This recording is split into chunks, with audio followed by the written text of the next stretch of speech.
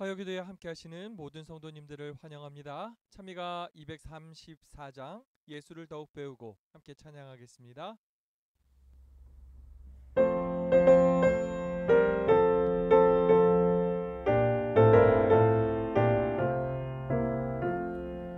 예수를 더욱 배우고 받은 바 은혜 전하며 계속해 주신 사랑을 더 깊이 알기 원하네.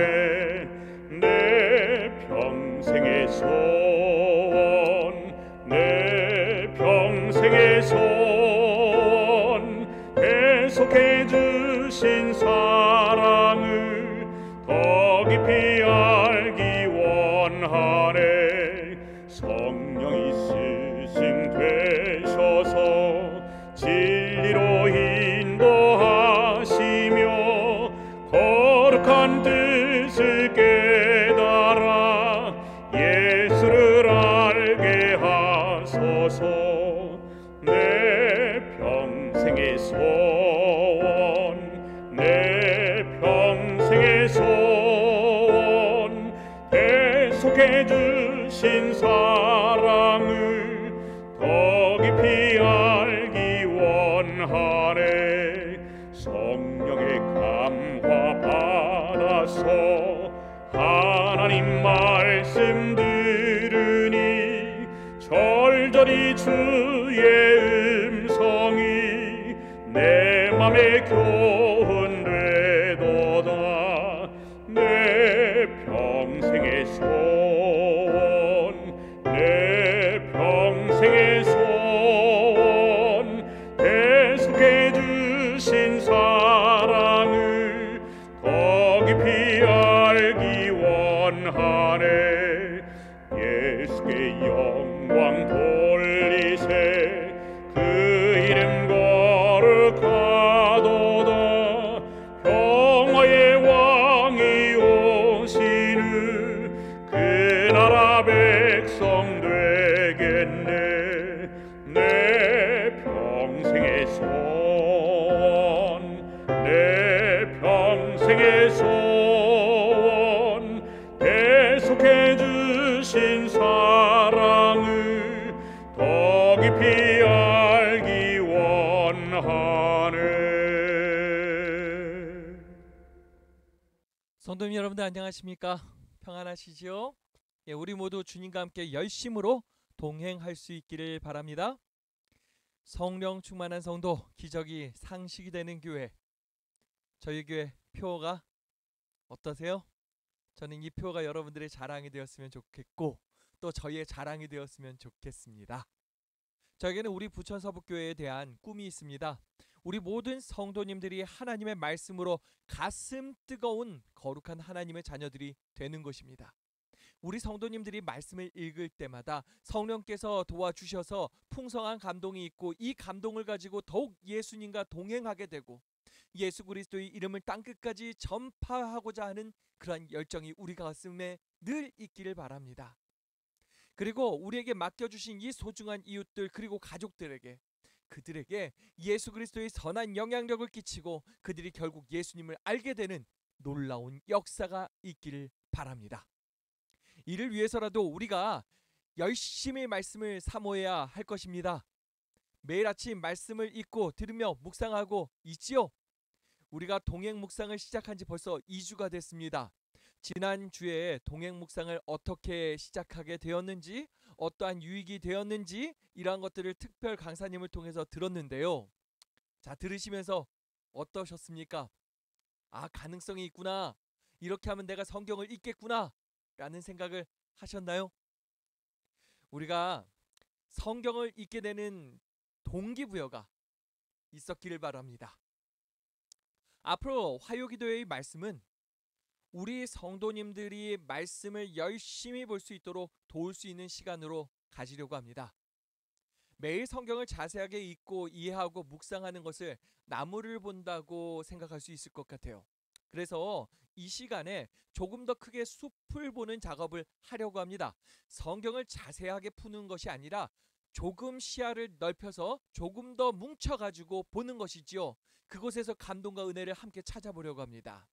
예를 들어서 지금 우리가 마태복음을 읽고 있는데 마태복음 전체를 한 덩어리로 이렇게 살펴보면서 은혜와 감동을 찾아보자라는 것입니다.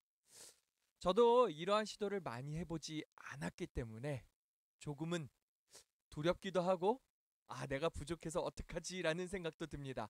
하지만 최선을 다해서 노력할 것입니다. 우리 성도님들도 더 뜨겁고 싶은 그 열망을 가지고 함께 노력해 주시기를 부탁드립니다. 자, 우리가 무언가를 알아갈 때 숲을 보고 나무를 보는 것은 정말 중요하지 않습니까? 이만큼 잘하는 공부가 없을 것이라 생각합니다. 더 잘 이해하고 알 수 있잖아요. 제가 비행기를 처음 탔을 때의 감동을 잊지 못합니다. 비행기가 이륙하고서 하늘로 올라가면서 지상에 있는 모든 것들이 작아져 보이는 것이죠. 모든 그 지형이 막 이렇게 한눈에 들어오는 그 광경이 얼마나 신기했는지 모르겠습니다. 거기서 우리 집이나 내가 아는 건물은 어디에 있을까 막 찾아보는 것이에요. 가까이서 볼 때는 잘 몰랐던 것을 저 높은 곳에서 한눈에 보면서 알게 되는 것입니다. 우리가 이와 같은 과정을 이제 이 하나님의 말씀에 또 적용해가지고 보도록 하겠습니다. 우리가 하나님의 말씀에 더욱더 친숙해질 수 있는 시간이 되길 바라고요. 우리 예수님과 더욱 가까워질 수 있는 시간이 되길 바랍니다. 이제 시작하도록 하겠습니다. 자, 먼저 함께 생각해 보고 싶은 것은 신약 성경입니다. 신약은 구약의 성취이지요. 하나님께서는 약속을 지키시는 신실하신 하나님이십니다. 하나님께서 이 땅을 창조하시고 인간을 창조하셨습니다. 하지만 사람은 범죄하였고 죽게 되었습니다. 하나님은 이들을 구원하시고 싶으셨지요. 놀라운 것은 이 구속의 계획은 그들이 범죄하기 전, 이 세상을 만드시기 전에 이미 세워졌다라는 것입니다. 이러한 약속들을 하나씩 공개하십니다. 여인의 후손을 통해서 구원하시겠다. 그럼에도 죄에 물든 인간은요, 타락해 가는 것이죠.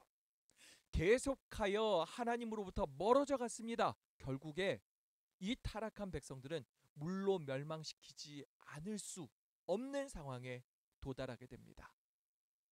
그렇게 물로 침을 당하고 나서 다시 노아와 세 아들로부터 시작했습니다. 그럼에도 불구하고 또 어떻게 되죠? 타락하기 시작을 합니다. 그들 분명 약속을 가지고 있는데도 불구하고 금방 잊어버리고 타락해 가는 거예요. 하나님께 도전하는 바벨탑까지도 지었습니다. 하나님은 결국 한 사람 아브라함을 택하십니다. 그를 통해서 한 특별한 백성을 세우시죠. 그게 바로 이스라엘입니다.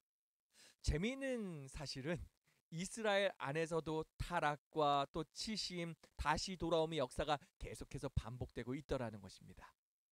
마지막에는 파국을 맞이하죠. 이방이 쳐들어와서 그들을 죽이고 뺏고 결국에 그들은 포로가 되고 맙니다. 이러한 가운데서도요, 하나님께서는 그들이 약속을 간직하기를 원하셔서 선지자를 보내셔가지고 그들의 약속을 더욱더 확신 있게 만들어 주려고 애를 쓰십니다. 다시 한번 반복하고 또 반복하게 하는 것이에요. 그들이 약속을 붙들어야 했습니다. 여인의 후손이 곧 와서 하나님의 놀라운 구원을 이룰 것이라는 것을 그들은 믿었어야 해요.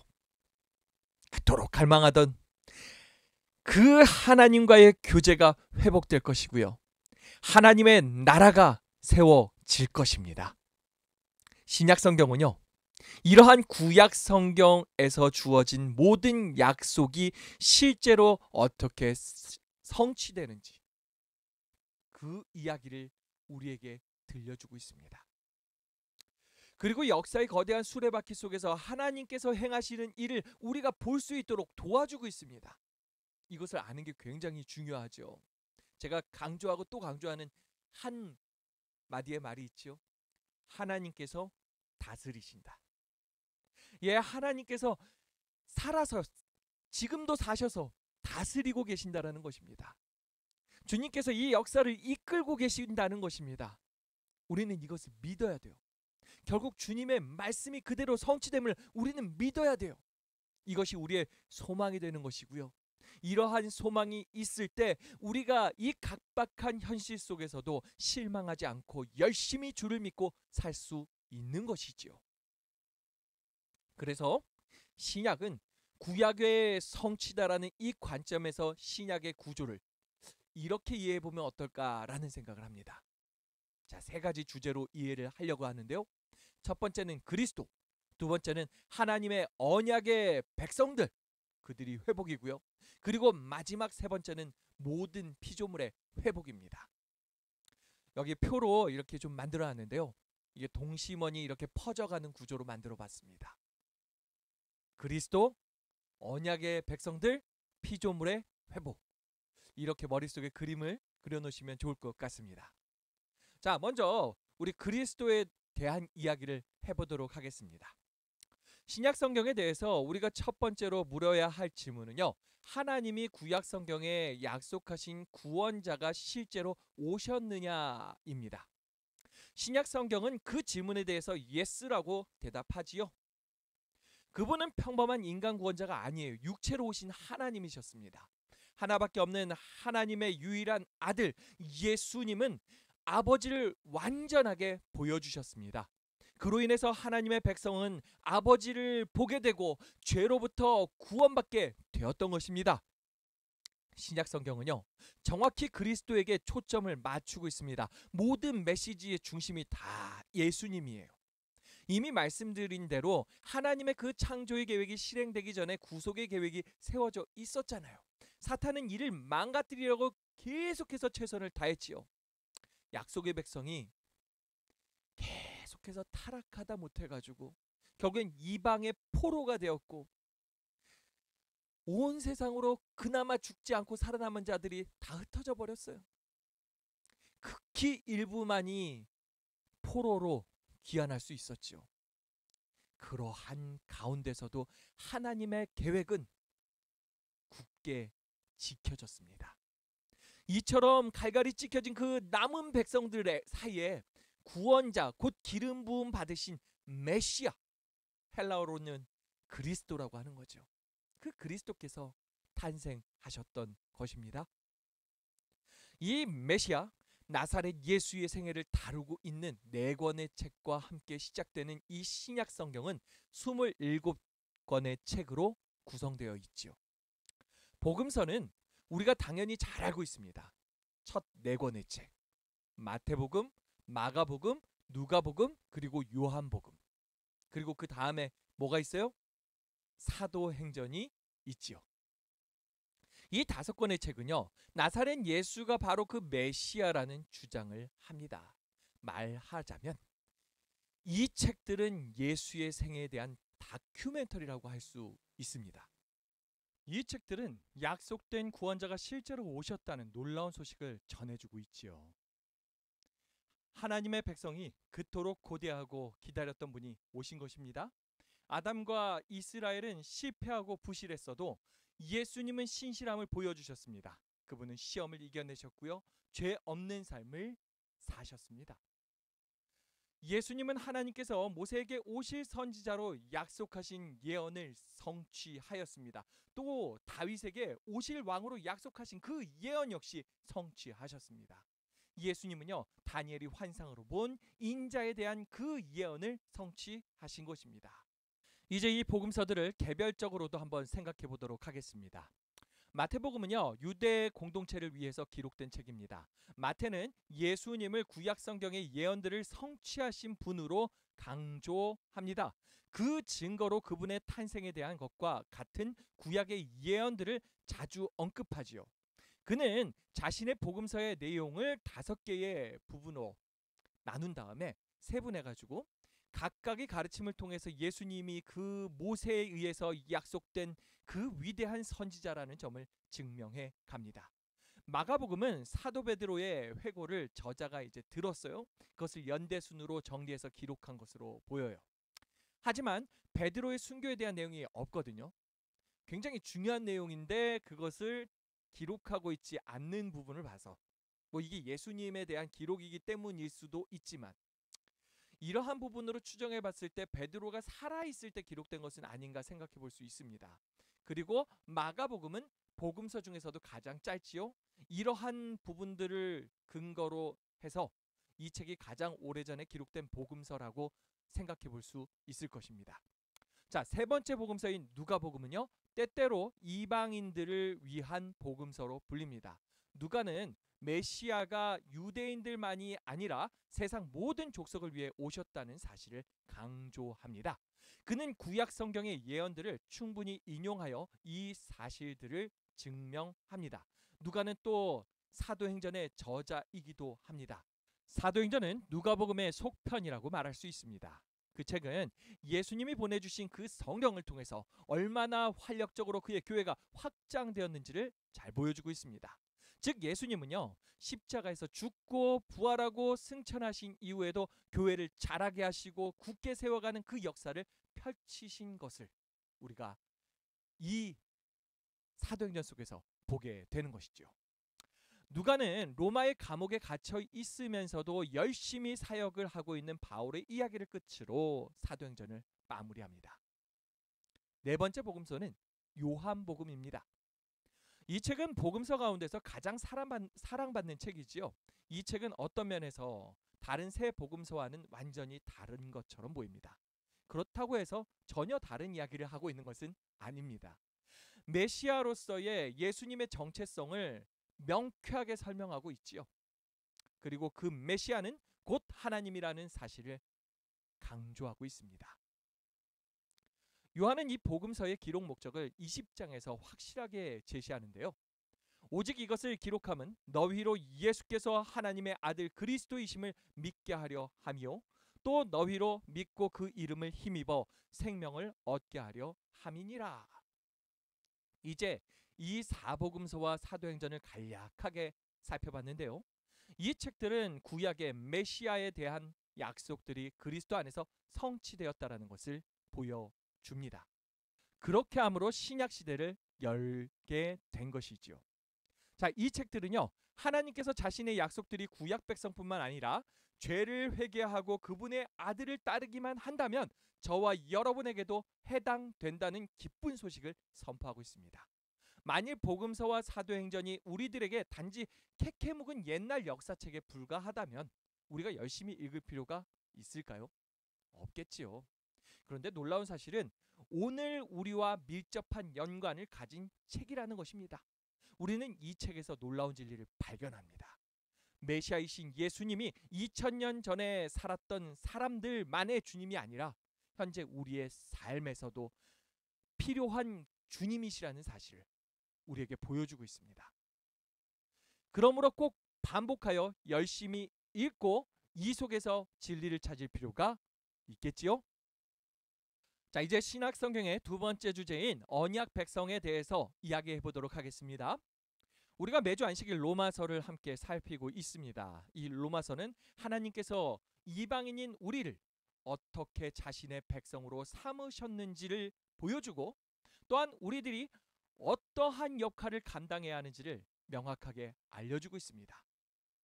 짧게 요약해보면 우리를 구속하신 그 예수 그리스도의 사랑에 감동해서 우리들은 예수님의 발자취를 따라가는 삶을 살아야 합니다.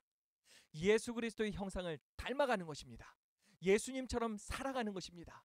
죄로 인해서 깨어져 버린 하나님의 백성들이 그 관계를 회복하고 하나님의 백성답게 살아가게 되는 이야기입니다.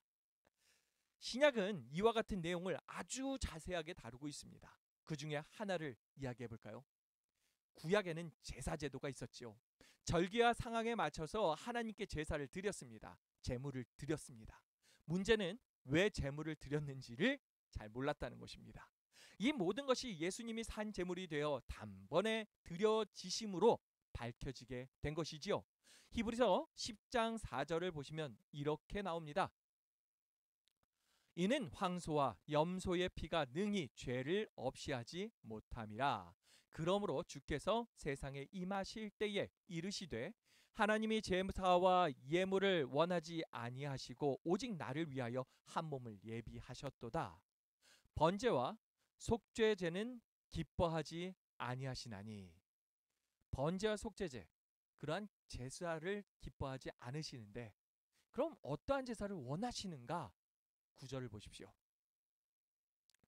그 후에 말씀하시기를 보시옵소서 내가 하나님의 뜻을 행하러 왔나이다 하셨으니 그 첫째 것을 폐하심은 둘째 것을 세우려 하심이라. 둘째 것을 세운데요, 이 뜻을 따라 예수 그리스도의 몸을 단번에 들이심으로 말미암아 우리가 거룩함을 얻었노라. 아멘입니다. 하나님은 우리를 언약의 백성으로 삼아 주셨습니다. 우리를 회복시켜 주시고 계십니다. 무엇으로요? 자신을 제물 삼아서요. 단번에 드린 제사로 말미암아요. 자, 이와 같은 내용들을 우리가 신학의 여러 서신들을 통해서 알게 된 것입니다. 자, 마지막 주제는요, 피조물의 회복입니다. 우리는 이 주제를 신약 성경을 읽는 중 여러 곳곳에서 발견할 수 있습니다. 가장 많이 보게 되는 곳이 요한계시록입니다. 로마서 8장을 보시면 피조물들이 하나님의 아들들이 나타나기를 고대하고 있다고 하지 않습니까?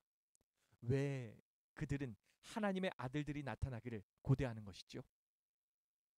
인간의 죄로 인해서 피조물들도 저주를 받아 죽게 됐고 망가지게 된 것이거든요.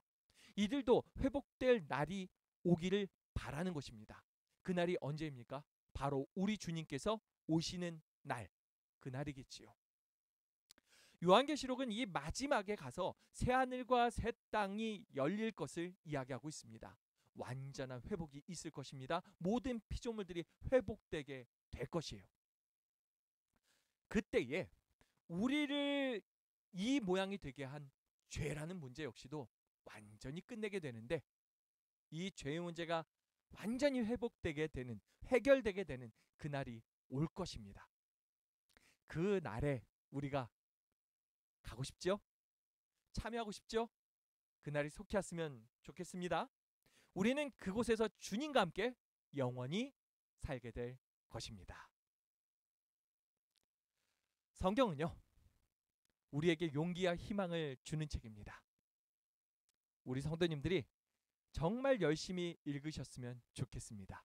또한 읽으실 때마다 성령의 도우심으로 감동이 있고 그 감동으로 말미암아 가슴 뜨겁게 살 수 있으면 좋겠습니다. 우리가 그리스도인으로서 이 성경을 통해서 세상에 엄청난 소식을 들려줄 수도 있을 것입니다. 이를 믿으시길 바랍니다. 사도 요한이요, 요한계시록을 쓸 때 당시 나이가요 90대였습니다. 상황은 로마 제국으로부터 유배를 당해서 반모섬이라는 곳으로 가서 외로운 삶을 살아가고 있었습니다. 사실 로마는요, 요한을 죽이려고 여러 번 시도했습니다. 그런데도 죽일 수가 없었던 것이에요. 그래서 어쩔 수 없어서 유배를 보내서 정말 외로운 마지막을 맞이하게 만든 것입니다. 다른 사람들이랑 접촉도 하지 못하게 했어요. 그렇게 한 이유가 있습니다. 당시 그리스도교가 얼마나 빠르게 성장했던지 이를 유행병처럼 봤어요. 전염병. 그래서 이 그리스도인들을 만나면 사람들이 전염된다라고 생각했습니다.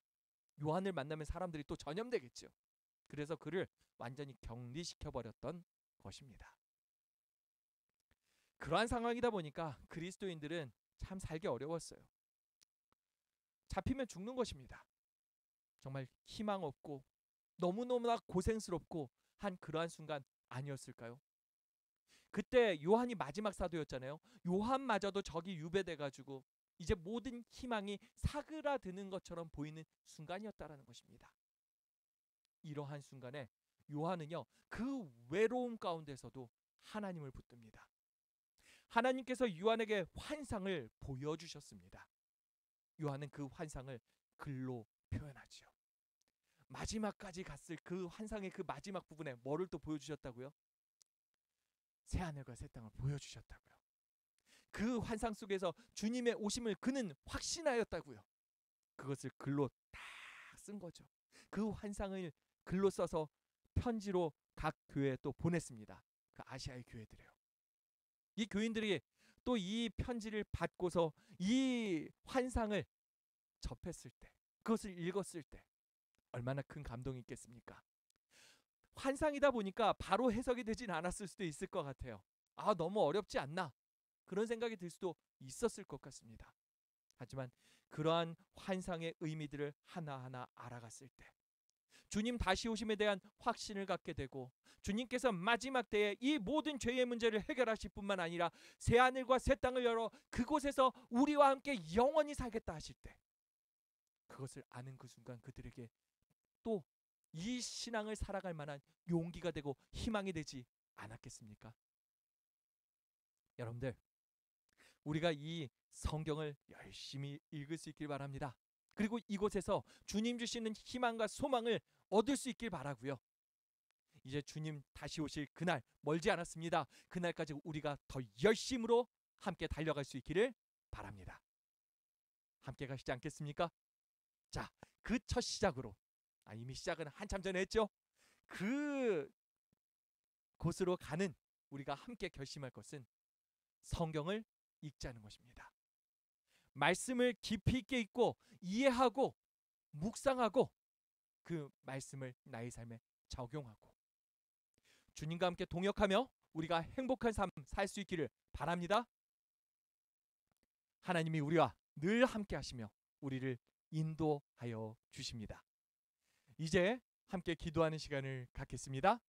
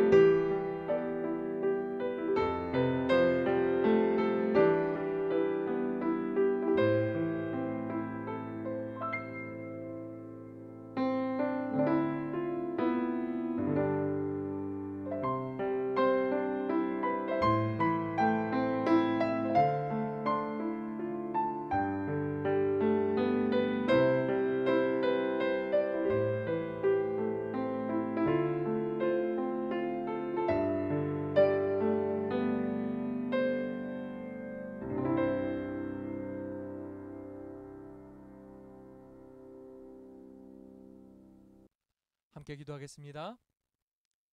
사랑의 아버지 하나님, 감사합니다. 우리가 오늘 구약의 약속들을 성취하셨던 그 하나님의 모습을 보게 되었습니다. 하나님께서 그 보좌를 버리시고 이 땅에 오셔서 끝까지 우리를 사랑해 주셨음을 감사드립니다. 우리가 그 예수님의 발자취를 끝까지 따를 수 있게 도와주시옵소서. 이 미천한 자를 구원하셔서 언약 백성 삼아 주시고 이 길 따르게 하셨음을 다시 한번 깨닫고 감동하고 더 열심으로 주를 쫓게 하여 주시옵소서. 또한 우리를 통해 주님께서 정말 소중히 여기시는 그 영혼들, 살아계신 주님 만날 수 있게 도와주시고 그들이 주께로 돌아오는 놀라운 역사가 우리 교회 가운데 있게 하여 주시옵소서. 주님, 또한 우리가 말씀을 읽기로 결심합니다. 말씀을 열심히 읽게 하여 주시옵소서. 우리의 연약함을 도와주시옵소서. 또한 이 말씀을 읽을 때마다 우리를 감동케 하여 주시고 우리의 눈이 주님 바라보게 하여 주시고 우리의 가슴에 저 하늘에 대한 소망이 더욱더 불타오르고 그 새하늘과 새 땅에서 주님과 함께 영원히 살게 될 것이라는 그 믿음이 우리 가운데 있게 하여 주시옵소서. 우리가 더 열심으로 더 담대하게 이 길 끝까지 걷기를 소망합니다. 주님 함께 하시고 인도하여 주시옵소서. 늘 사랑으로 인도하시는 주님께 감사드리며 사랑의 예수님 이름으로 간절히 기도합니다. 아멘. 예배를 마쳤습니다. 금요일날 만나도록 하겠습니다. 금요일날 7시 30분 우리가 교회에서 지난주부터 만나기 시작했습니다. 교회에서 봅시다. 편안한 밤 되십시오.